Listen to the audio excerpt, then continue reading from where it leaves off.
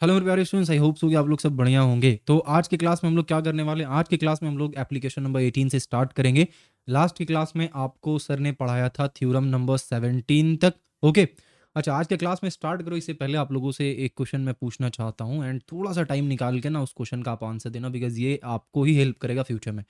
मैं आप लोगों से ये पूछना चाह रहा हूँ कि जो क्लास 9 का लेक्चर्स आ रहा है ना, हो सकता है आप में से बहुत से कुछ ऐसे स्टूडेंट्स हो जो रेगुलर इस लेक्चर्स को फॉलो कर रहे हो। तो आप लोग कमेंट में जाकर ना मुझे फीडबैक दें कि भैया कमेंट मतलब के वीडियोस लेक्चर्स जो आ रहा है वो अच्छा है या ख़राब है, या उसमें ये चीज़ सुधार किया जा सकता है, या कोई भी ऐसा कमेंट आप करना चाहो इन लेक्चर्स के रिगार्डिंग जो आपके लिए specially class 9th WBSC board Hindi English Urdu medium के लिए बनाया जा रहा है, तो मुझे बहुत ही खुशी होगी। ठीक है, तो आप लोग वीडियो को पॉज करके ना 1 मिनट जाएं, जाकर कमेंट में अपना फीडबैक जरूर शेयर करें। आज की क्लास में क्या करने वाले हैं? तो आज की क्लास में ना मैं आप लोगों को करवाने वाला हूं एप्लीकेशन नंबर 18। उसके बाद फिर आगे फर्दर हम लोग करेंगे, बट स्टार्ट करेंगे एप्लीकेशन 18 से। तो एप्लीकेशन 18 में क्या पूछा जा रहा है, क्या बोला जा रहा है, देख लेते हैं। बोला है कि we prove that the bisectors of the four angles of a parallelogram form a rectangle. ठीक है, कहना क्या चाह रहा है? कहना ये चाह रहा है कि एक पैरेललोग्राम का जो 4 एंगल्स होता है ना, वो चारों एंगल्स का जो बाइसेक्टर्स है, वो एक रेक्टेंगल बनाएगा। क्या कहना चाह रहा है भैया? एग्ज़ैक्ट नहीं समझ पा रहा हूँ। तो देखो मैं एक डायग्राम बनाता हूँ, उसके बाद हम लोग इसको समझेंगे। तो एक डायग्राम मैं यहाँ पे पैरेललोग्राम बनाने का कोशिश करता हूँ। ये रहा हमारा डायग्राम, ठीक है? बन गया? ओके, इसको थोड़ा-सा क्या करते हैं, इसको ना अंदर में ब्लैंक कर देते हैं और बाहर में थोड़ा-सा इसका वेट जो है ना, वो बढ़ा देते हैं। ठीक है, तो आई होप कि आप लोगों को दिख रहा होगा ये वाला चीज़। तो इस पैरेललोग्राम को ना हम लोग पहले कुछ नाम दे देते हैं, लाइक ये हो गया हमारा ए, ये हो गया हमारा बी, ये हो गया सी, एंड ये हो गया हमारा डी। ठीक है, तो हमने इसका नाम दे दिया ए बी सी डी। अब आगे क्या करेंगे देखना।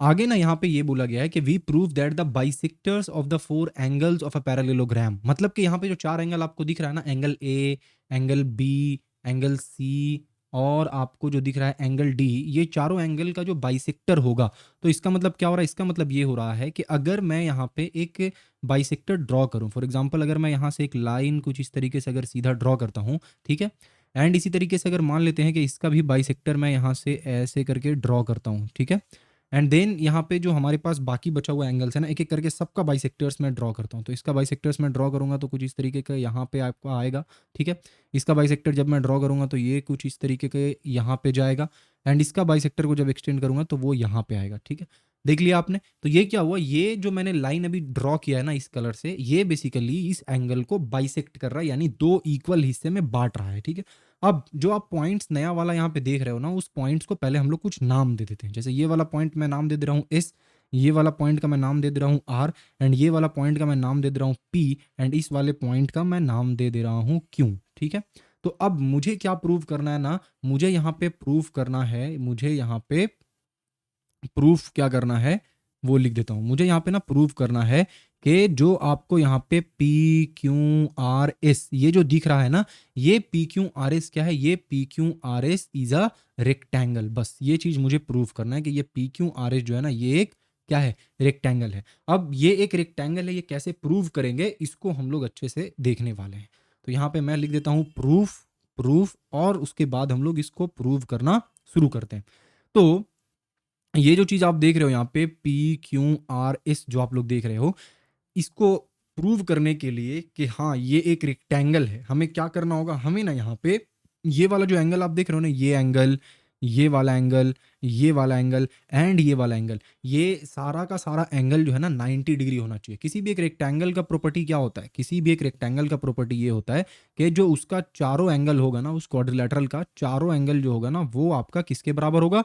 90 डिग्री के बराबर होगा। अगर चारों एंगल 90 डिग्री के बराबर है, दैट मीन्स के इट इज अ रेक्टेंगल। ठीक है, तो हमें यही चीज पता लगाना है, यही चीज बताना है, यही चीज प्रूव करना है। बट कैसे प्रूव करेंगे वो चीज देखो। तो अगर आप इस पैरेललोग्राम को देखो, कौन सा पैरेललोग्राम भैया? तो इन पैरेललोग्राम, इन पैरेललोग्राम, कौन सा पैरेललोग्राम के बारे में बात करें? तो हम लोग यहाँ पे parallelogram A B C D के बारे में बात कर रहे हैं। तो आप जो parallelogram A B C D देख रहे हो ना, इस पैरेललोग्राम में एडी जो है, ठीक है, इस पैरेललोग्राम में साइड एडी जो है या लाइन एडी जो है ना, वो क्या है? वो है आपका ट्रांसवर्सल। ठीक है ना, तो एडी जो है वो क्या है? AD is transversal. अब ट्रांसवर्सल का मतलब क्या होता है? तो मे भी आपको पता हो, नहीं पता हो तो मैं शॉर्ट में आपको बताता हूँ कि व्हाट इज ट्रांसवर्सल। देखो, कोई भी दो लाइन होता है ना, उस लाइन को इंटरसेक्ट करने वाला जो लाइन होता है उसको ट्रांसवर्सल कहते हैं, ठीक है। तो यहाँ पे हमारे पास एक लाइन है ए बी, एक लाइन है डी सी, और ए बी डी सी को एक लाइन इंटरसेक्ट कर रहा है, वो लाइन कौन सा है, वो लाइन है हमारा ए डी। यहाँ तक क्लियर है। अब एक चीज आप ध्यान दें, वो चीज क्या है, वो चीज ये है कि हमारे पास जो यहाँ पे दिया हुआ है ए बी सी डी, वो ए बी सी डी क्या है, ए बी सी डी जो है वो हमारा पैरालेलोग्राम है, ठीक है। ए बी सी डी क्या है, A B C D parallelogram है। इसका मतलब क्या हुआ, इसका मतलब ये हुआ हमारा कि जो ये वाला साइड होगा और ये वाला साइड होगा वो दोनों एक दूसरे के पैरेलल होगा, राइट। मतलब कि ए बी जो है वो डीसी के पैरेलल होगा। क्यों पैरेलल होगा भैया, इसलिए होगा बिकॉज हमारा एबीसीडी पैरेललोग्राम है, तो अपोजिट साइड को पैरेलल होना पड़ेगा।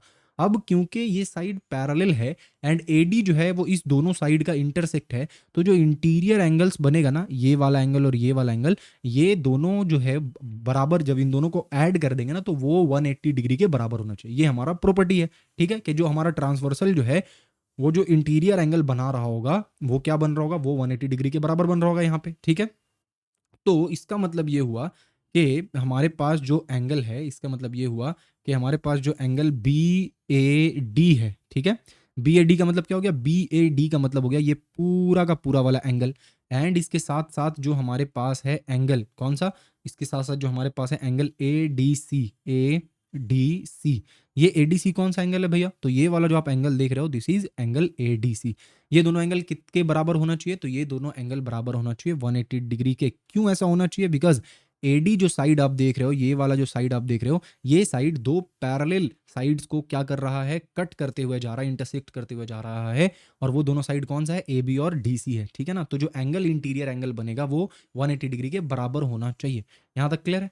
अच्छा, जब ये कंक्लूजन हम लोग निकाल लिए तो हम लोग ये कह सकते हैं कि भाई अगर मैं इस वाले एंगल का हाफ कर दूं, यानी कि एंगल बी ए डी का हाफ कर दूं, प्लस अगर मैं एंगल ए डी सी का भी हाफ कर दूं, तो क्या यहाँ पे, क्योंकि ये दोनों एंगल का मैं आधा आधा कर रहा हूं, तो ये ओवरऑल एंगल भी मेरा आधा होना चाहिए ना, ऑब्वियसली आधा होना चाहिए। तो इसका मतलब ये हुआ कि half of B A D actual में कौन सा एंगल है, half of B A D actual में कौन सा एंगल है, तो मैं पहले यहाँ से इसको इरेज करता हूँ और उसके बाद आपसे पूछता हूँ कि इस वाले एंगल का हाफ कौन सा है?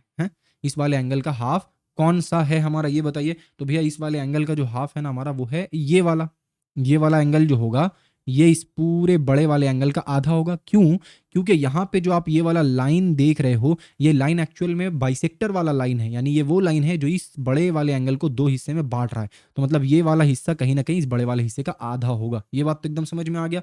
तो वही चीज़ यहाँ पे हम लोग लिखेंगे कि क्योंकि half of B A D हमने लिखा है, तो half of B A D actual में एंगल पी ए डी के बराबर है, ठीक है। एंड देन इसी तरीके से जो half of A D C है, यानी कि हमारा ये वाला जो एंगल है इसका अगर मैं हाफ लिखूं ए डी सी, तो इसका हाफ कौन सा हो जाएगा, ये वाला इसका हाफ हो जाएगा। एंड इसका हाफ एक्चुअल में क्या है, इसका हाफ हमारा एक्चुअल में है एंगल पी डी ए। तो मैं यहाँ पे एंगल पी डी ए लिख दे रहा हूँ, और ये किसके बराबर है, ये हमारा 90 डिग्री के बराबर है। तो इससे ये कंक्लूजन निकल रहा है हमारा, इससे क्या कंक्लूजन निकल रहा है, इससे ये कंक्लूजन निकल रहा है कि जो हमारा ट्रायंगल है ना, जो हमारा ट्रायंगल है, कौन सा ट्रायंगल भैया, तो जो हमारा ट्रायंगल यहाँ पे ए पी डी है, ए पी डी है, ए पी डी कौन सा ट्रायंगल आप देख पा रहे हो, रुको मैं थोड़ा सा ना यहाँ पे इतना सारा कुछ जो मैंने बनाया है उसको थोड़ा सा एक बार इरेज करता हूँ, एक बार इरेज करता हूँ ताकि आपको समझ में आए। ये जो आप यहाँ पे देख रहे हो ना, ए पी डी, यानी ये वाला ट्रायंगल जो पूरा ब्लैक में बना हुआ है, ठीक है। तो इस ट्रायंगल में मैंने इस वाले एंगल को और इस वाले एंगल को जब ऐड किया तो वो 90 डिग्री के बराबर हो रहा है। इसका मतलब क्या हुआ, इसका मतलब ये हुआ कि जो हमारा एंगल एक बचा हुआ है ना, और वो एंगल कौन सा है, वो एंगल है हमारा ए पी डी। इसको कितना होना पड़ेगा, इसको होना पड़ेगा 180 डिग्री माइनस 90। क्यों, क्योंकि एक ट्रायंगल का टोटल एंगल जो होता है ना वो 180 डिग्री होता है, सिंपल सा बात है। अब जब टोटल एंगल 180 डिग्री होता है एंड इन दोनों एंगल को मिलाकर ऑलरेडी 90 डिग्री हो चुका है, तो जो बचा हुआ एंगल है वो कितना होगा, तो जो बचा हुआ एंगल है वो आपका 90 डिग्री के बराबर होगा, ठीक है। तो आपने क्या पता कर लिया कि एंगल ए पी डी जो है ना वो 90 डिग्री के बराबर होगा, ठीक है। सिमिलरली इसी तरीके से जैसे अभी मैंने इसको किया है, एग्जैक्टली सेम तरीके से आप ये चीज़ प्रूव कर सकते हो। आप क्या प्रूव कर सकते हो कि जो हमारा बचा हुआ 7 एंगल्स है ना, मतलब आपने अभी क्या किया, आपने इस वाले एंगल को प्रूव कर दिया कि 90 डिग्री है। इसी तरीके से आप इस वाले एंगल को, इस वाले एंगल को और इस वाले एंगल को भी सेम तरीके से प्रूव कर सकते हो कि 90 डिग्री है, बट उसको आपको दिखाने का ज़रूरत नहीं है, बट लिख देना है कि similarly it can also be proved that B R C जो है वो 90 डिग्री होगा and angle A S B जो है, ए एस बी जो है ये भी क्या होगा हमारा 90 डिग्री होगा, एंड जो एंगल आर एस पी है वो भी 90 डिग्री होगा, ठीक है ना, एंगल आर एस पी जो है वो भी हमारा क्या होगा 90 डिग्री होगा, ठीक है, समझ आ रहा है। तो इस तरीके से हमारे पास क्या हुआ, इस तरीके से हमारे पास इनका चारों एंगल्स जो है वो चारों का चारों एंगल्स किसके बराबर हो गया, चारों एंगल्स हमारा 90 डिग्री के बराबर हो गया, ठीक है, चारों एंगल्स क्या हो गया हमारा 90 डिग्री के बराबर हो गया, यानी कि जो हमारे पास एंगल आर है एंड एंगल एस है एंड एंगल पी है और जो एंगल क्यू है, ये चारों जो है वो 90 डिग्री के बराबर हो गया।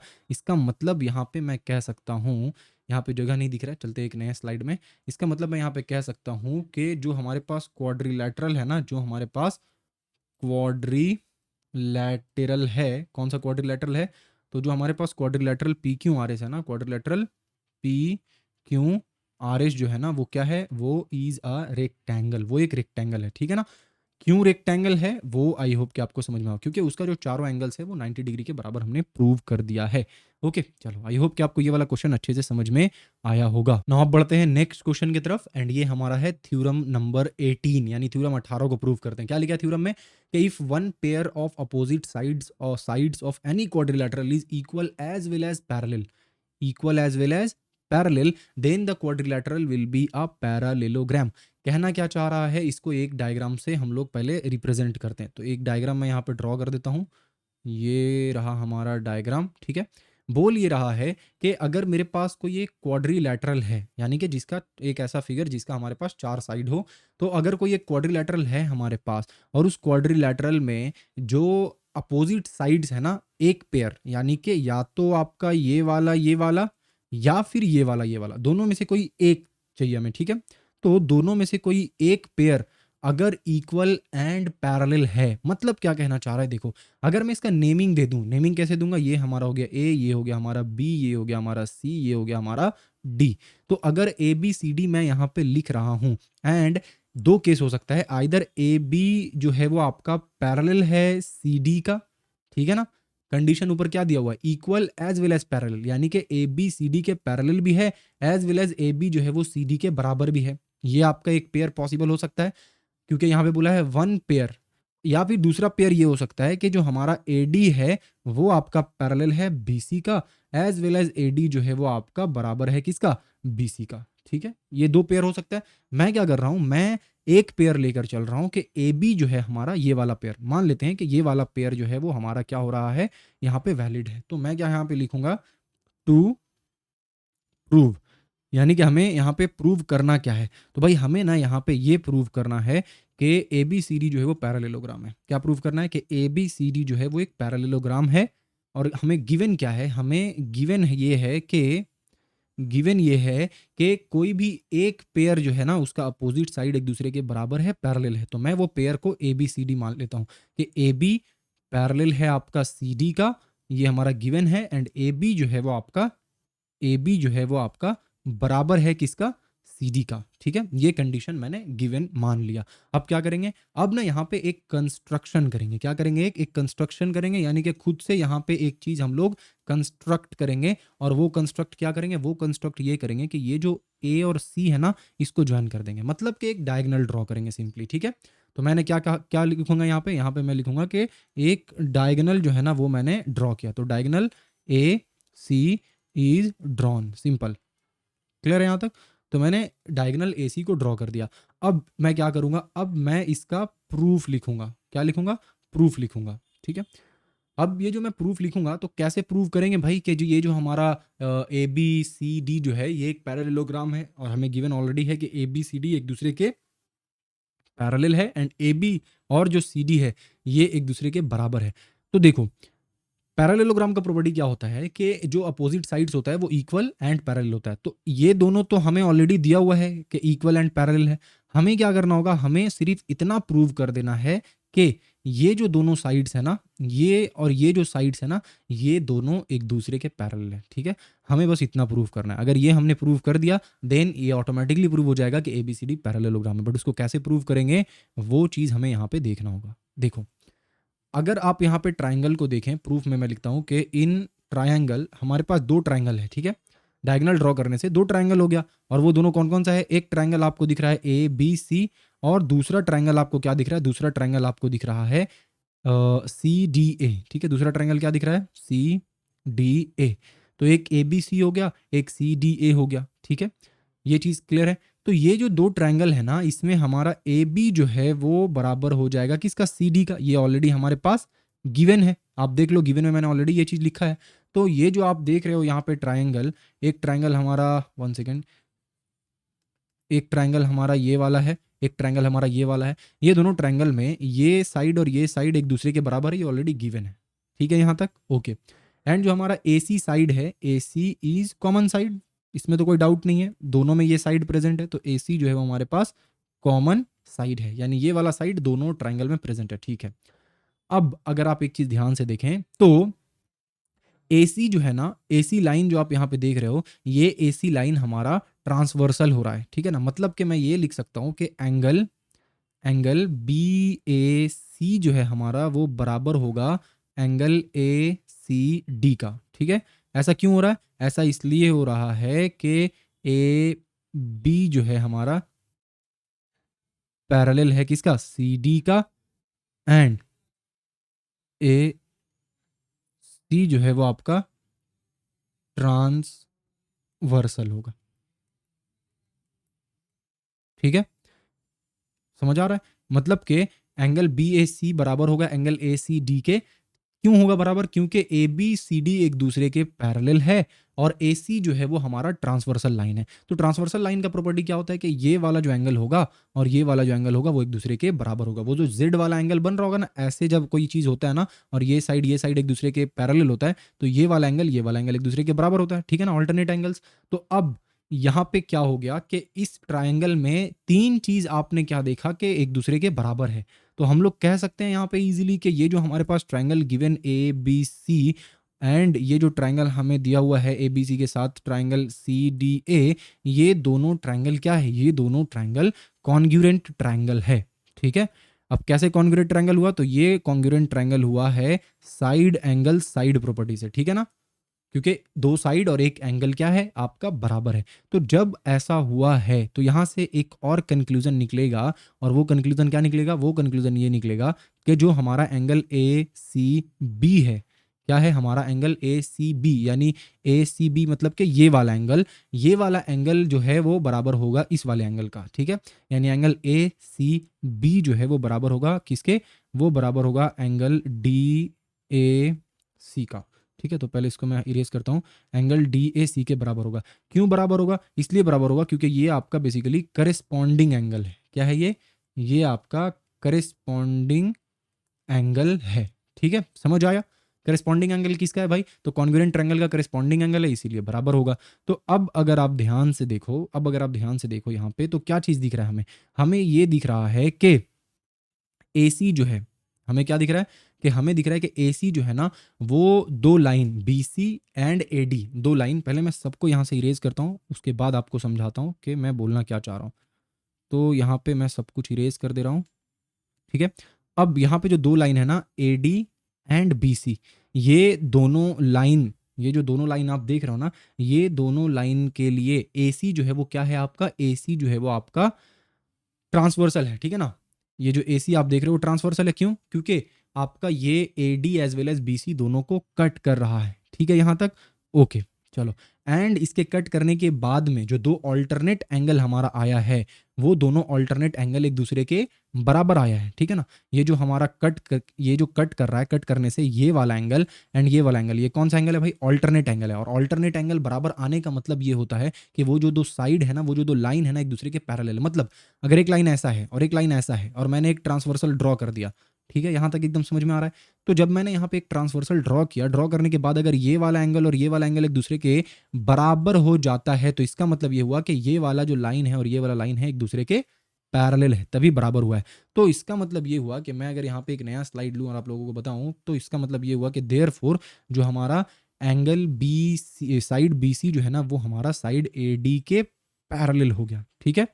तो इस क्वाड्रिलेटरल में since in the quadrilateral, since in the quadrilateral A B C D, ये जो हमने A B C D quadrilateral starting में ड्रॉ किया था जो आपको यहाँ पे दिख रहा है, इस क्वाड्रिलैटरल में जो हमारा ए बी है ये पैरेलल है किसका, सी डी का, जो कि ऑलरेडी हम लोगों को पहले ही गिवन है।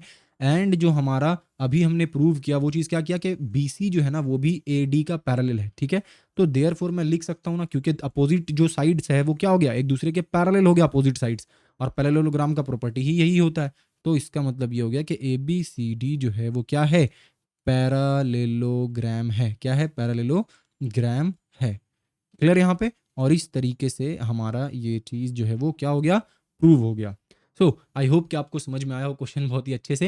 एंड जो लेक्चर की स्टार्टिंग मैंने आप लोगों से बोला था कि आप लोग कमेंट में जाकर जरूर कमेंट करें कि आप लोगों को क्लास 9 का लेक्चर पसंद आ रहा है या नहीं आ रहा है, कोई कमी है तो उसको इम्प्रूव कैसे किया जाए, या फिर आप सिर्फ कमी हमें बताएं, हम लोग देखते हैं कि कैसे इम्प्रूव करना है उस चीज़ को। तो चलिए मिलते हैं आप लोगों से फिर नेक्स्ट क्लास में, तब तक के लिए अपने ढेर सारा ख्याल रखिए। Thank you.